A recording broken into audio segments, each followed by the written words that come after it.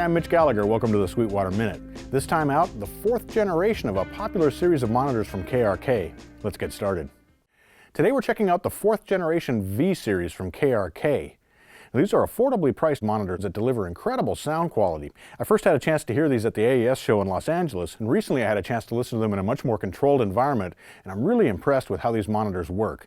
They sound great, and they have all the features you need to adapt them to your studio, whether you're working in a project room or a larger commercial studio. There are three monitors in the V-series family. We have the V4 with a 4-inch woofer and a 1-inch tweeter. We have the V6 with a 6.5-inch woofer and a 1-inch tweeter. And then we have the V8 with an 8-inch woofer and a 1-inch tweeter. Now, all those drivers are made from Kevlar, and this is something that KRK says is very important because you get that same Kevlar response from the woofer as well as from the tweeter.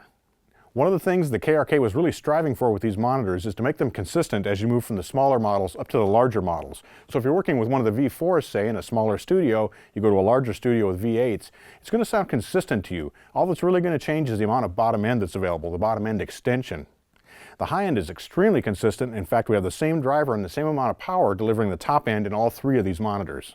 All three monitors have the same 7-step input attenuation, so you can match the level to whatever you're driving them with. And we also have two different tone shaping options on this. Each of those is a 7-position switch. So we have a 7-position switch for low frequencies and a 7-position switch for the high frequencies. That gives us 49 different tonal shaping options between those two switches. This allows you to match the response of the monitors to their environment. So you might set the switches one way if you have them on stands, another if they're on the meter bridge for a console, and yet another if they're on a desk or on a table. You can use them in all those environments and tailor the response so they match perfectly. Other features include the ability to match the input level from -10 to +4. There's also a switch for managing the front panel LED in the logo. You can either turn that LED off completely if it's too bright for your studio, or there's another selection that allows you to dim it. The smallest member in the V-series family is the V4 with a 4-inch woofer. Now, this monitor has 85 watts of power, there's 50 watts driving the bottom end and 35 watts driving the top end. It has a frequency response that reaches from 58 Hz to 19 kHz. In the middle we have the V6 with frequency response from 49 Hz to 19 kHz, and it's driven by 155 watts of power, 125 on the woofer and 30 watts on the tweeter.